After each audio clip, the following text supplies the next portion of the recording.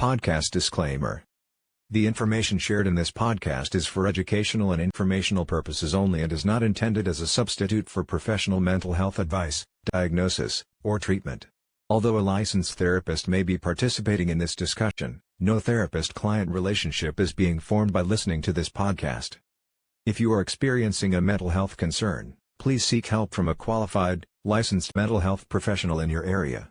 Do not disregard professional advice or delay seeking care based on something you have heard on this podcast. If you are in crisis or believe you may be in danger, please call 911 or contact your local emergency services immediately, or reach out to the Suicide and Crisis Lifeline by dialing or texting 988. Content and trigger warning. This episode contains discussions of sensitive topics that may be distressing or triggering for some listeners, including but not limited to mental health challenges, trauma, and other emotionally intense subjects. Listener discretion is advised. Please take care of yourself while listening. If you begin to feel uncomfortable or overwhelmed, consider pausing or stopping the episode and returning to it at a later time, or choosing not to continue. If this content brings up concerns for you, consider reaching out to a trusted support person or a licensed mental health professional. If you are in immediate distress or crisis, please contact 911 or the Suicide and Crisis Lifeline by dialing or texting 988. Hello and welcome to All Things Foster, a place for coffee, connection, and community. Guys, thanks for tuning in today. We are on part 3 of a series on grief. We had Laura for a couple of episodes kind of talk through some of the aspects of trauma, and so we've got some special folks here to kind of talk about their experience around grief in foster care. But before we get to that, this episode is brought to you by The Stretching Place, which is owned by Marla Evans. If you're dealing with tight muscles, stress, or just not moving the way you're used to, The Stretching Place is here to help. They specialize in assisted stretching, where trained professionals guide your body through personalized stretches that help improve flexibility, reduce pain, and increase your overall mobility. This isn't just about feeling better for a moment, it's about helping your body move the way it was designed to so you can keep doing the things you love. Whether you're recovering from a workout, sitting too much during the day, or just feeling stiff and worn down, their one-on-one sessions are tailored specifically to you. What I love about Marla's story is that she started out on this journey with chronic pain herself, and now she's helping people all across Amarillo experience real relief and renewed movement. So if you're ready to feel better, move better, and live better, check out The Stretching Place. You can learn more or book your first session at thestretchingplace.com or call them at 806-590-1835. That's 806-590-1835. Your body will thank you.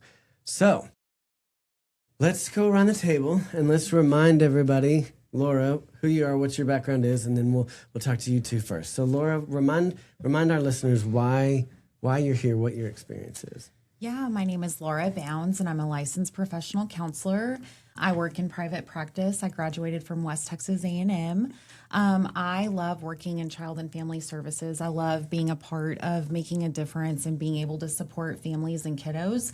My background is mainly foster care and adoption, and so I'm really excited to be here with you guys today.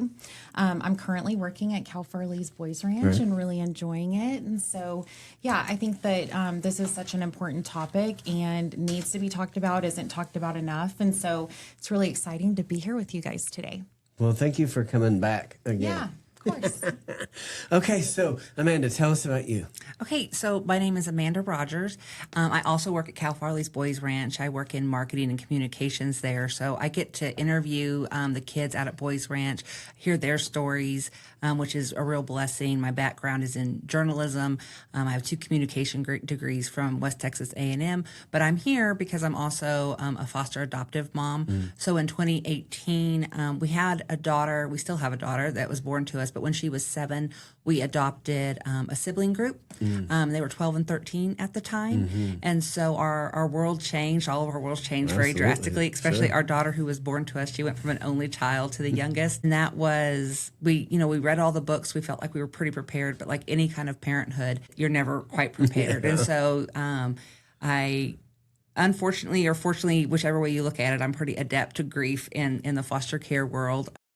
but love my kids and really happy that we were able to make our family that way and complete our family that way. So I have the personal experience of being a foster and adoptive mom, but I get to work with kiddos from hard places as well, and that's a real privilege to get to tell their stories. Absolutely. Okay, Dianne, tell us about you. So I'm Dianne Ridgeway, and I am the Director of Supervised and Transitional Living, at Amarillo Children's Home. I have a background just working in general residential operations. I started out in residential treatment at a very young age and just decided I was supposed to be a teacher, and I just decided, why would I do that if I can hang out with kids all day and just hang out, not even have to teach them? Obviously, that was not what happened. But and then I have experience, too, as a kinship placement that turned into adoption. And then God actually just brought our daughter to our door, and then we just kept her. So that kind of journey. And then I was a house parent for several years at Cal Farley's and at Amarillo Children's Home. And so just that experience with grief, I think I have, some stories to tell. Absolutely. Kind of from all different angles from all of you guys. So Laura, let's start with kind of an overview of what we talked about the last couple of weeks. Can you kind of pull us just a brief, intro reminder as to what we kind of covered? Yeah, so we talked about how grief is a part of the foster care and adoptive process, because no matter how you kind of look at it, there are perspectives of loss, right? Loss of routines, loss of possibly, just things that are normal to the kiddo and those types of things.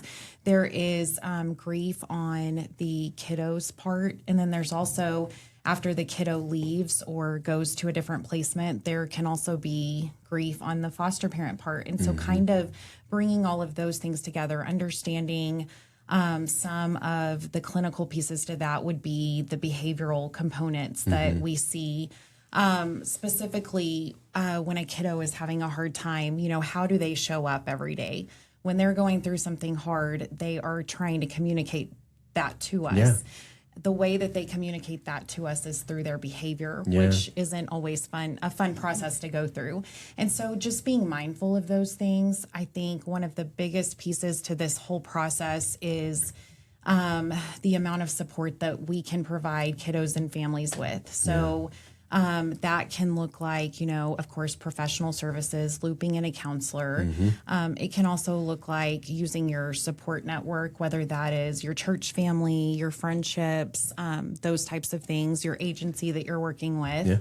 But just being able to be mindful that this is something that is huge, and it's something that we need to probably ensure that we're talking about often, just to kind of provide that normalcy to it, because normalizing grief is important. I think in a lot of homes, sometimes what happens is people don't want to talk about something that is difficult, and so they kind of mask that. And the reality is that if we don't talk about it, it just gets bigger and bigger. I like to kind of think about a pressure cooker and how when you're stuffing all of those fillings down, then one day something little happens and boom. And it's really difficult. So we want to keep that from happening. So I think just kind of listening to what other people have been through makes you feel like you're not alone. And so I was really excited to have both Dianne and Amanda here just to talk through some of those things. Absolutely. Yeah. And I say this a lot, and this why it's All Things Foster, a place for coffee, connection, and community. We do better, regardless of what our experiences are. We do better in community, whether it's foster care and adoption. If it's, I talk about how, I can't really connect with and support someone who has leukemia because I don't have that lived experience, right? And so connecting with other folks that understand what we're going through is so critical to healing. Yeah. I think also foster parents, former foster parents, and former adoptive parents would also discuss how having a support network of people who, just what you're saying to your point, understand specifically what the emotions, feelings, the stress that can bring about in your daily life, and being able to talk through those things. because it can be healing to walk that journey with someone who's walked it before. Absolutely. Well, and on that note, guys, you guys have dealt with grief in your situations as well, right? I mean, I know that, adoption is a beautiful story, right? And it can be, but there's a loss from the child too, And so when somebody walks up to your kiddo and they're like, "Man, you're just so lucky," you just kind of want to die inside a little bit. You're like, are they really? I mean, yes, it's great that they've come and that they have a safe and stable, loving home, but there's also a loss associated with that. Yeah, I think, my kids were older when they came to us. They were 12 and 13. It was funny because one time their friend asked them, "Did you know you were adopted?" And my daughter's like, "Well, yeah, I was 13 years old." And they had been in foster care for many years before that. And I told them from the beginning, in a perfect world, you'd be with your original family. And I understand that. You don't need to be appreciative for me. You don't have to feel thankful for me. You don't have to call me mom. They did eventually call me mom after not that long, actually. But I wanted to set that precedent, especially because they were older. Yeah. Like, you're going to hear these things. And I'm pretty well known where I live in Canyon, and so people knew what we were doing. It's not easy to show up in Walmart and all of a sudden you have 3 kids with you instead of one. So there was a lot of really awkward moments, and people would say, things like that, like, "Oh my gosh, you're so lucky, and Amanda's great, and you should," but they don't feel lucky. One, they haven't had a family in many, many years. Again, I always think that, if you can be with your original family, that's best. And that's one reason we adopted older kids. Our kids were legally free when we adopted them. Our whole goal was to adopt an older child who probably, might not get adopted otherwise. And then my husband was like, "Let's do siblings." So we got 2 instead of 1. But that in itself came with a grief, and just preparing for that. On my end, there was an automatic grief, which sounds weird, but my parents had passed just a few years before we did this. And my parents had set a great example about bringing children into your home, loving others well. And I don't know any 2 people who would have been better at being grandparents in this situation than them. And so that could be really hard, because on hard days or even fun days, you want to share, like you want to you want to call your mom and tell her the big thing. If your kids are being difficult, you want to drop them off at Papa's house and say, just handle them for a few hours and talk to them, right? Absolutely. And even my daughter, born to us, would say, "I just wish Gigi and Papa were here so I could spend the night for a night and just get away for a night." So there is that automatic grief on our part that people don't think about when you're missing loved ones in your life and you're going through these life-changing things. That I didn't really expect to have that kind of grief at the beginning and throughout the whole process. I mean, even today, it's been almost 7 years. And even today, I think, "Oh gosh, I just wish I could call my mom, or I could send them over to my mom's house or whatever." So I think sometimes when we think about these things, we don't think about whether it's someone who couldn't have a child themselves or things like that. There's another layer of grief, because not only are these children coming from a place where they're not with their original family, but there's a reason that we've been called to adopt these children, and often that comes from a difficult place. Absolutely, that is for sure. Yeah, I mean, the reason we were open to the experiences that we've had is because of my experience in foster care, as well. And so, Dianne, what is your experience? Yeah, so I was just kind of thinking about what she was saying, and excuse me, my son, we adopted him. He came to live with us when he was 5 months old. He's 20 now. And so he was a kinship placement. I love to tell this story. All of his aunts were my best cousins, and they called me one at a time and said, "The kids have been picked up," and we told them, "You might take the baby." And I'd hang up with one and the other one would call. And so the third one, I said, "Well, I have to let you go because I'm pretty sure CPS is calling me." And I lived at the ranch. I was a supervisor. And the daycare on the ranch has something in their policy about that you have to be the guardian of a child to put them in daycare. So I thought, well, I'm not going to be able to take this baby because I can't put him in daycare, and we live in the middle of nowhere. Yeah. And so I just prayed about it, and I just said, "Okay, God, like, if I'm supposed to have this baby, make it happen." And got in the shower, went to work, and the supervisor was in the office next to me, said, I've been waiting for you to get here because my wife said she's going to babysit that baby if you get it. So we moved forward with that process, and I just always felt like God, put us together. But there was the sadness that this was not necessarily a rift in the family, but there was. And there was grief for his aunts, even though they got to still be, they're still his aunts. He has 4 older siblings that he has relationship with. They all went different directions. So, dealing with that grief, but really, I didn't tell him he was adopted. I didn't hide it from him, but I just felt like when his brain was smart enough to be able to handle it, he would figure it out. But we fast forwarded that situation because 5 years later, my daughter came to live with us. She was just dropped off for a weekend and to stay with us, and we ended up keeping her. And so then we were going through the adoption process, and he was 5, so he had a lot of questions. And I just remember the day that he figured out that he was adopted. And that was a lot of grief for me as a mother. I didn't know I was going to get emotional, but that's no shock. But he just said, oh my gosh. And he said his birth mom's name, is that my mom? And I was like, yes. And he said, okay. He's like, well, you're my mom, but that's my mom. And I was like, yeah. Right. And so, just that going through that grief process, it was bittersweet. I knew that he would figure it out. We always, we've maintained a relationship with both of their birth moms, and still have a relationship today.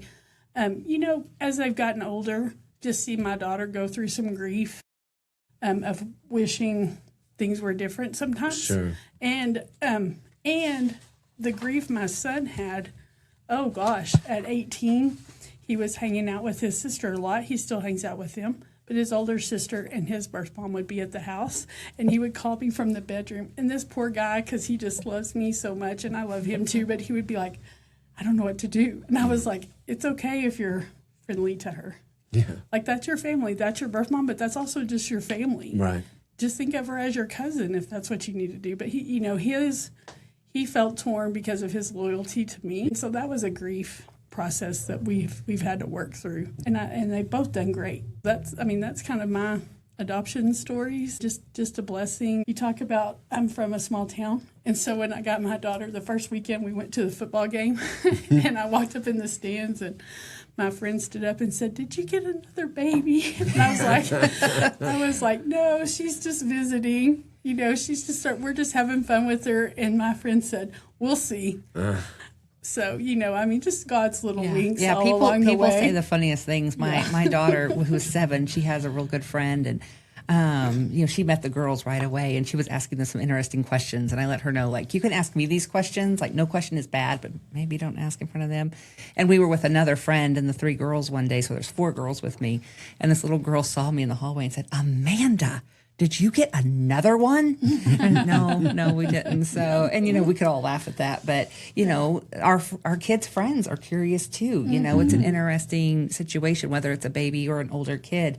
My daughter had told her friends forever we were getting a girl. We were gonna adopt, and then when we showed up at back to school and we had 2 teenagers with us, they were like, "What?" Like they were expecting babies, right? And so there's a lot of funniness that goes with that too. There's a lot of humorous stories, but for her, as excited as she was to get big sisters, because she was so excited, so on board, but there's a grief process that goes through that. Like all of a sudden you're having to share mom and dad. Yeah. All of a sudden you're having to share the resources. She often talks about how we were kind of harder on her, disciplinary, because we wanted to set an example that she was no different. And so sometimes she got in a little more trouble than she probably would have because we wanted to set that example. But then she'll cop up and be like, "Well, yeah, but then you take me for ice cream afterwards," or whatever, talk me through it. But there's that process of her world had shifted too. And as happy as she was, it was very hard to adjust, especially at 7 years old. Yeah. And our girls, as happy as they were to be in a safe home and a forever home, they had been in foster care for a long time, and one of them especially had grief losing her foster mom. Like there was a lot of grief. Like on adoption day, all she asked about was, is foster mom coming all morning, which broke my heart a little bit, right? It was like, this is our day. But, you know, it hadn't been that long, and that's all she could think about was foster mom. Sure. So it hits you in a way, and I think we don't talk about it enough. We don't talk about all these surprises that you're going to get in grief, and the 5 stages of grief that just come and go, and the waves of it. And, you know, sometimes it shows up in the big things, like when your kids decide, you know, they don't want to be part of your life anymore, or if they have to leave your home, or for whatever reason. But it's also in those little things, like, you know, I have to write my family tree at school and I don't know how to write it. Right. Like, that's a hard day. Yeah. I love hearing the memories that you guys are bringing up, especially as it relates to, you know, specifically other people in the family too, because sharing mom and dad, but also when those kiddos leave, the siblings feel that grief too. The kiddos in the home feel that grief. And so I know, Dianne, you were a house parent. And so can you talk to us a little bit about kind of your experiences with grief along that way? I can. It was pre-kids for me. So, you know, just sometimes that happens rather quickly. We were fortunate to have most of the kids that we had for a long period of time. But what happened, actually what keeps coming to my mind as I'm talking about this, is the grief that came afterwards. And when we left, but we maintained contact with them, you know, to be all these years later, and we've had a son that passed away that, you know, that had been in care, and just all of those boys just reaching out to me and, you know, keeping that connection. It definitely helped me through the grief part, and then just felt like I was more connected to them, you know, as they're adults now and starting their own families and stuff. And then I've always worked with transitional living kids, you know, and so there's the grief of just when they graduate, you're not as involved as if you were their parent, you know, you would do weekends or whatever. And so there was a grief associated with that too. Just missing out, feeling like I missed out on some of it. But again, I'm still connected with a lot of those kids. So I was really kind of blessed in that area, you know. Yeah, I mean that. Yeah. There is a loss, but it's not as deep because you maintain that relationship. That's right. Yes.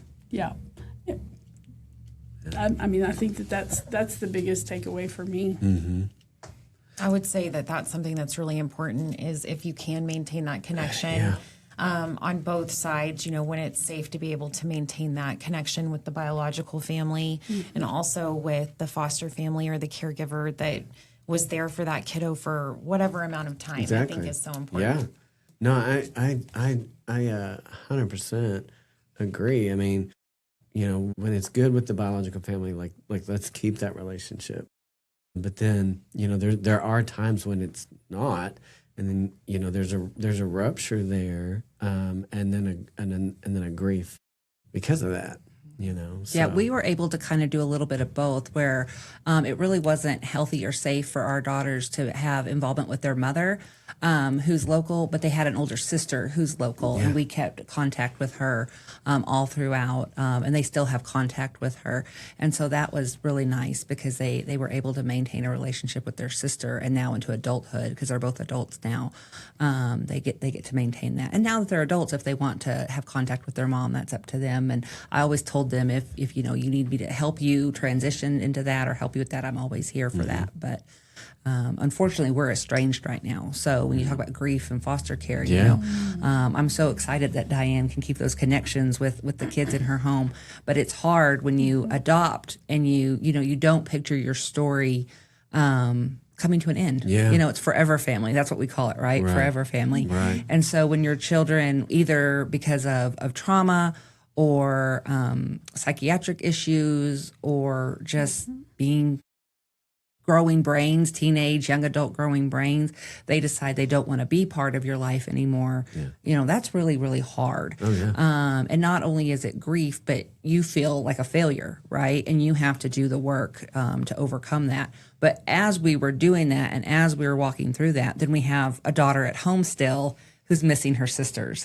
And, you know, even though they're estranged from us, they have decided to be in contact with our daughter, with their little sister. And it's not often, which is probably good, but we don't want to sever that. We don't want to cause more pain and grief to anyone. And so we allow that connection as long as it's healthy and it's okay.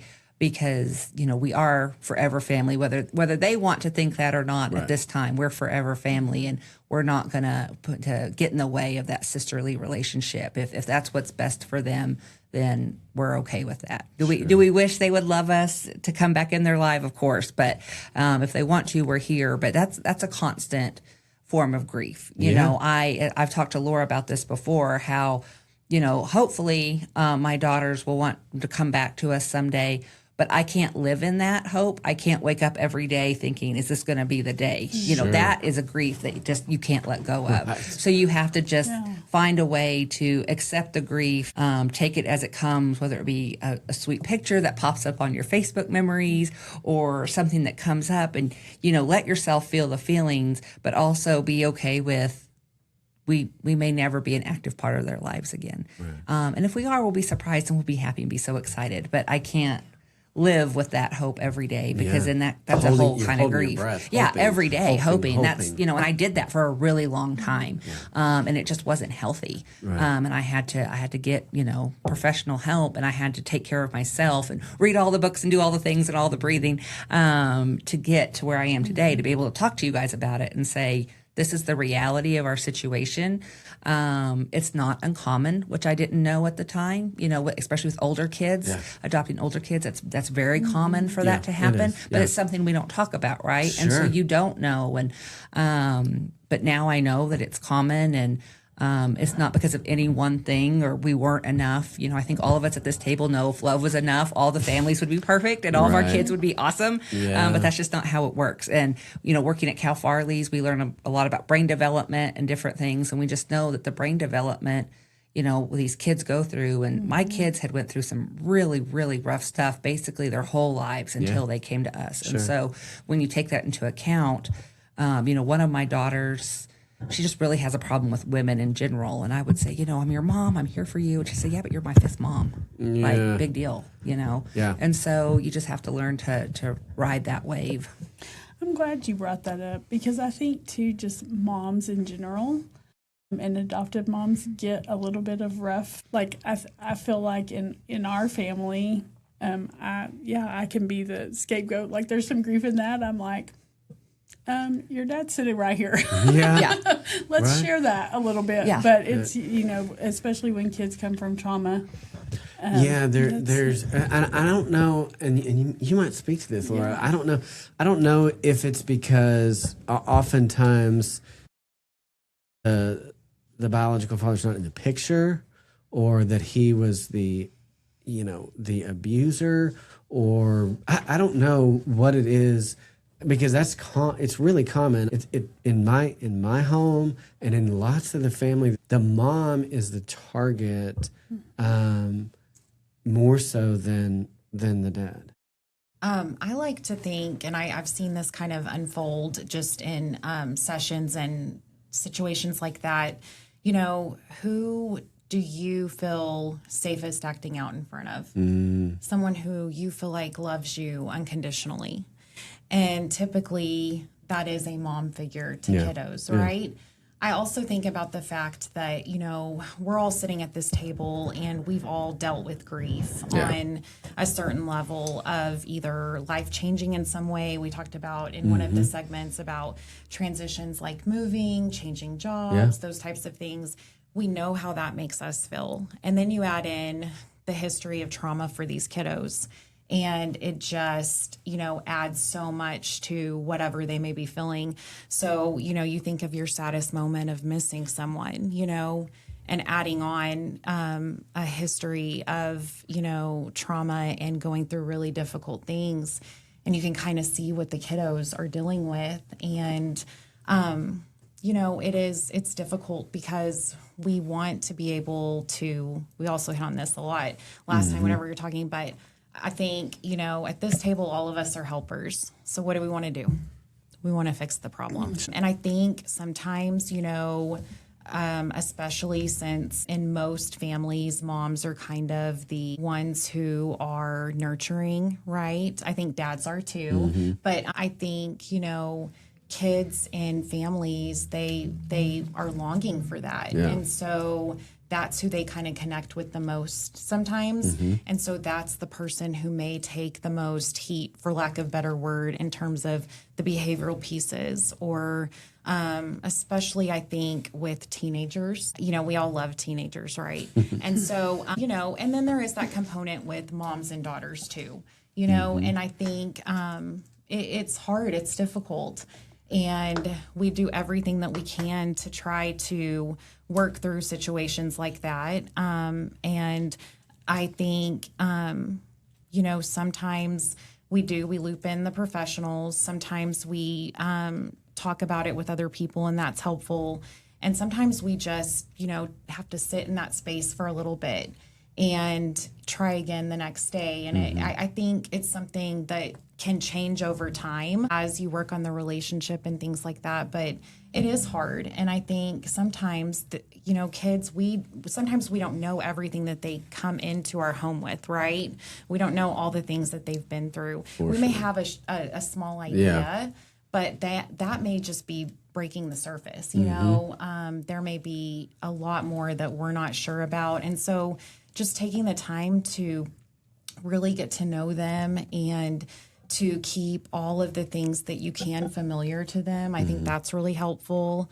I think creating that daily predictability with them. I think also being able to let them talk about their emotions instead of shutting them down. So, we are the generation of kids, go to your room. We are the generation of kids, go to timeout, know, and we're learning. We have learned, and when we know better, we do better. But, kids do need to express those emotions. They do need to talk about how they're feeling, and it's very healthy for them to talk about how they're feeling. It gives you that, for sure. Yeah. So, I think that there is something to just kiddos feeling safe with certain adults and really letting that behavior out and those emotions and feelings out because they feel safe with that person.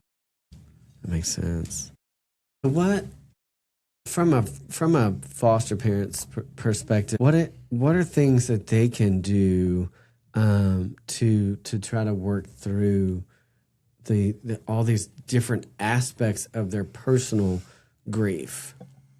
I think, foster parents, they are dealing with so many different things at that time. If a kiddo is leaving or a kiddo is dealing with their own grief because they've just come into the home after being removed from their home, if a kiddo is about to move on to an adoptive placement, those are all hard things because not only is the caregiver dealing with the kiddo's specific feelings, they're also dealing with their own feelings. Right. And so I think in those situations, we have to really kind of, how whenever you're in an airplane, they tell you, if the oxygen level drops or, they drop the oxygen masks and they tell you to put yours on first.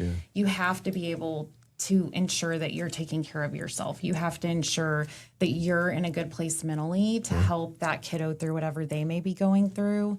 And I've seen it lots of times where we all kind of put ourselves on the back burner, right? That can wait, I'll deal with that later. I've got this, and this, but it really is so important to put yourself first in those situations so that you can provide the best care. And I think, also making sure that everybody in the home feels like they have a sense of control because grief is something that no one has control over, right? Yeah.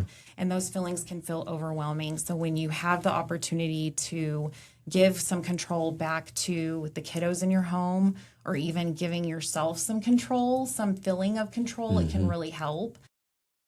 And I feel like, we talked about kind of conflict in the home between the child and maybe the adult that they trust the most and some behaviors that come to the surface and that type of thing. But, reminding that kiddo, I'm still here. Yeah. I'm going to be here. I love you and I'm here for you. That's so important. And just, whether they are in a place where they can hear that or not, being able to say that to them, because I do think it makes a difference. And I think reminders are always really important, especially because sometimes the feelings and emotions may be overwhelming. And so, being able to say that and say that often is really important. Sure. What are some things that you guys have done that have kind of helped with the grief, the different types of griefs that you guys have felt? I would say, first of all, is just name it. You know, say I'm feeling this way, giving myself space and telling my husband at the time, like, this is what I'm feeling. Are you feeling it too? I'm talking about it. And then just having that trusted, I call them inner circle of people that know the whole situation, and just having them listen to you talk about it 159 times, and just till it eases. I always think that a trouble shared is a troubled half, and so just try to live by that, sharing with others. And then just self-care. I mean, being sure, Laura kind of touched on that, that I'm taking care of myself, because I can get real hyper-focused on my child's feelings and disregard my own. That's kind of... Yeah. I agree with that too. As I've said, it's pretty obvious that our situation is unique, right? We adopted 12 and 13-year-old sisters. So there's a lot of differences that come from that. One is there aren't a lot of people who do that. So finding that support, I even had a caseworker of mine say, I've adopted through foster care, but my kids are 2 and 3, so I have no idea what you're going through. Yeah. So kind of like, good luck, lady, Right. And that's hard, you know. When your kids are older, and I'm sure this can happen with younger kids too, we actually lost some of our support system. We actually lost some friends. Yeah. They just didn't want to deal with the girls and their behaviors, and they just didn't, or they didn't want their kids around them. For sure. And our kids were good kids. They're good kids. But for whatever reason, they just didn't want to hang in there, right? So that's hard. What I found for myself was when the kids were in our home and doing well, I did all the things like Dianne talked about, and we just tried to name it, talk about it. I always tried to be there for them. I remember, holidays were always the hardest, and there were many, many holidays where we're spending the evening crying on the floor because there's big emotions, right? And you just hold space for that. But once my kids had drifted apart from us, there's not really a guidebook on that, right? And we tell them we're forever family and we're never going to give up on you. And that's true. But at some point, you are twisting yourself in circles trying to be there for them when they don't want you there for them. And so for me, that's where I got super unhealthy, because I never wanted to give up on my kids.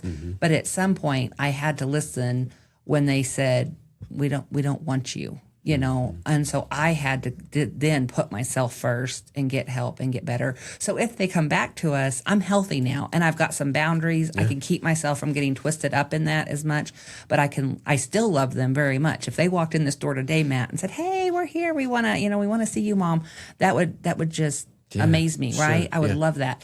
But as we talked about before, that's probably not going to happen anytime soon. And so to take care of myself and my family and my daughter who's still at home, I had to get healthy, and I had to come with terms that it's okay to have boundaries and it's okay to let go at some point. Like we talked about earlier, I can't hold on to that hope every day, because holding on to that hope every day and trying to hold on to them was killing me in a way, you can't, you're just making yourself suffer. And for what? It wasn't making me better for anybody.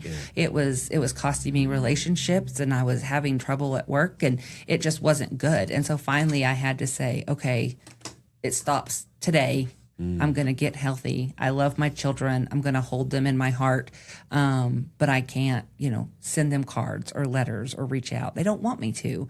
And to just do that was just making it worse, right? And so that's how I moved on. It's been 2 years since I've seen one of my kiddos. And it's been a year since I've talked to both of them. And that's heartbreaking. But at the same time, I'm in a place now where I can talk about it without crying. I'm okay. I'm okay that my daughter is talking to her sisters, as long as it's healthy. And if they were to come back, then I'm in a healthy place where I can accept that, but not go so far in that if they left tomorrow that I would fall apart again. Yeah, it's just tough. I don't think there's any aspect of foster care and adoption that's not riddled with grief. I mean, there's so many people involved in so many broken relationships and wounds and traumas that it's just not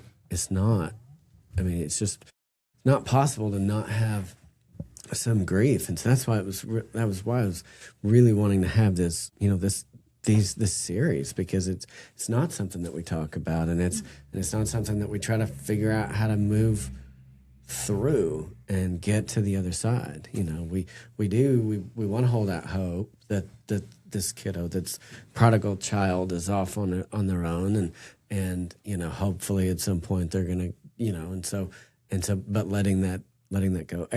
All of these things are just, there's just a lot of pain. Well, and you know, we talk about being able to have control, feeling as though we have some control in our lives over the situation. And there is some control in acceptance, not in acceptance of this is the way it will be forever with your situation, but acceptance in this is the way it is currently, but that doesn't mean that that's the way it is forever. But I do think, you know, this brings up a lot of really important aspects of the system that we're working with, and being able to talk about it is so important because I will say that I have had a lot of families who have come to me and said, you know, counseling was helpful, but actually talking to someone who has been through this was probably the most helpful and beneficial to me. And so there is a lot of value in that. And so I appreciate sharing stories, talking through things, being able to discuss things that are important to all perspectives of foster care and adoption, because it is important. Yeah. You have kind of a toolkit with regards to trying to work through some of this trauma. Can you kind of walk us through that? Yeah, so, you know, we always talk about breathing is so important, right? So breathing is probably the number one, I think, coping strategy that people utilize. And it's important and it does help, but there are times where breathing is just not going to work, right? And so we have to look at some of the other things that can be helpful. And so, you know, sometimes it can be important where if things are feeling too overwhelming, being able to take a step back, being able to take some time to just decompress and kind of allow someone else to step in. I think that's so important, knowing your emotional limits and capabilities.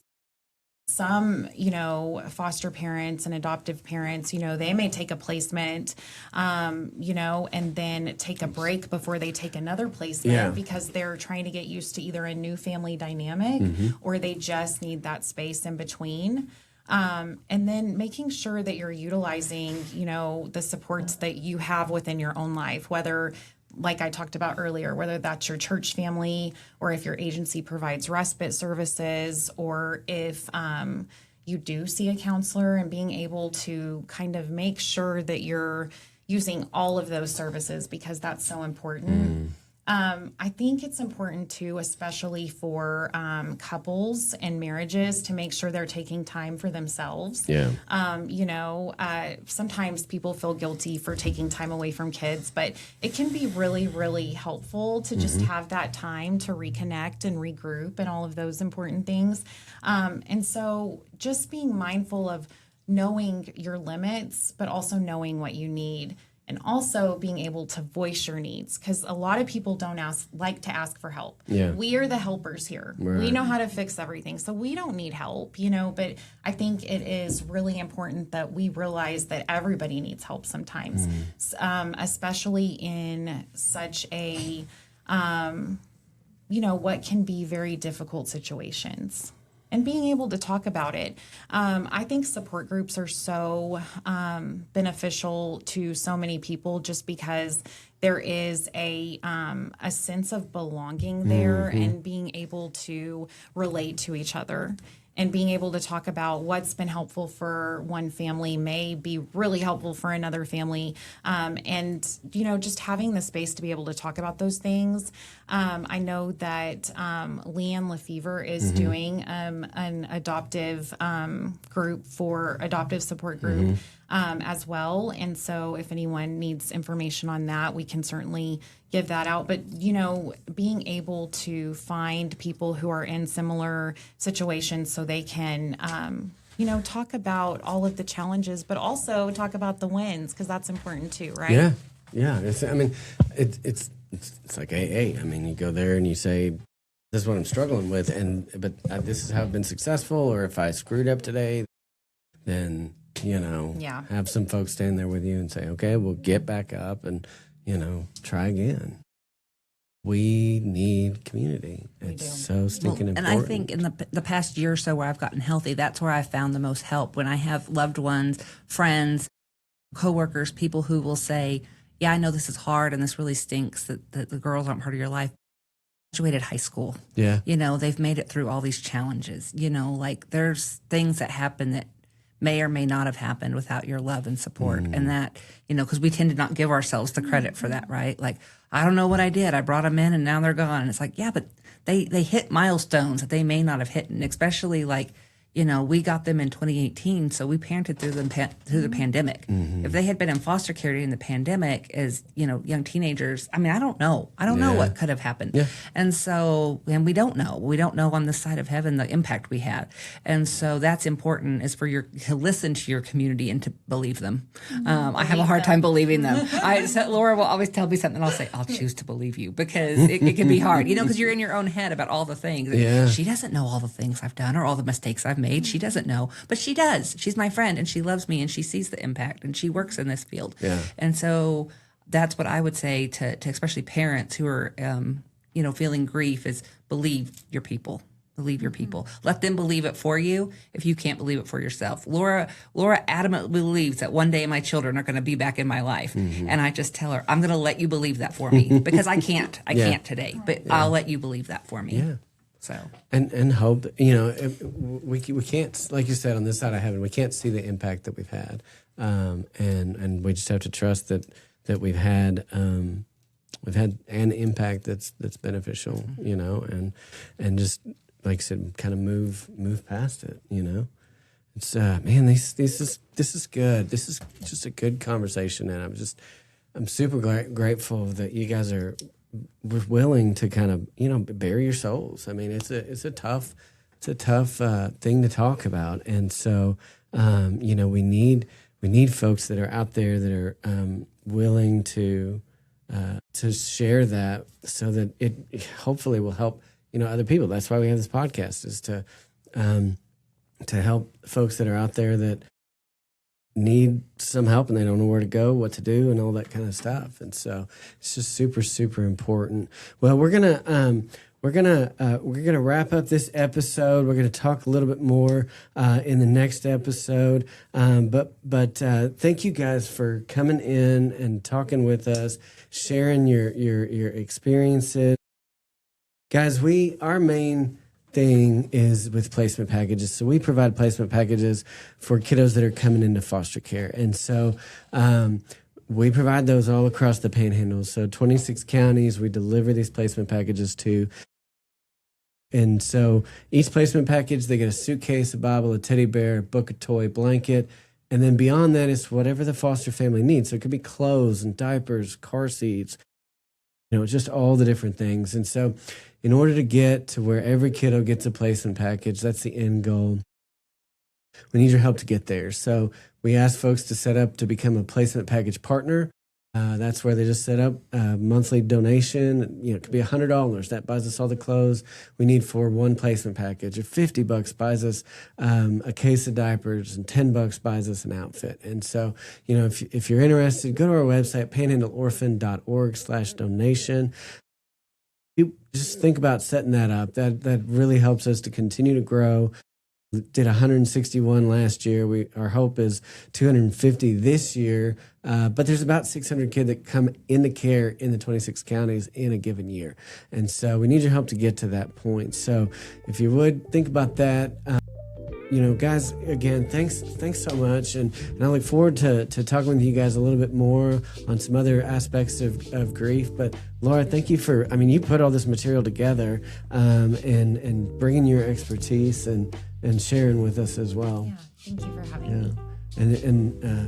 And Amanda and Dianne, thank you so much for again just boldness and openness and just being willing to share. So I appreciate that. Thank you, Matt. Thank you for allowing us to do that. And I think as adoptive and foster parents, sometimes we feel like when things go wrong with our kids or things that we're looked at in a certain way, it can be really hard to even want to share. And so thank you for creating a safe space where we can share. And hopefully this will help other people to see that they're not alone. Yeah, that's the thing. This work is so alienating, and like you said, you've got some friends that pull back, or some family members that don't support in the way that you would hope that they would, or things like that. And so it can be very, very isolating.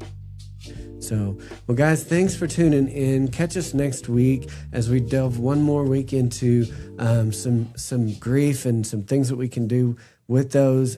Have a great week, and we'll catch you next time.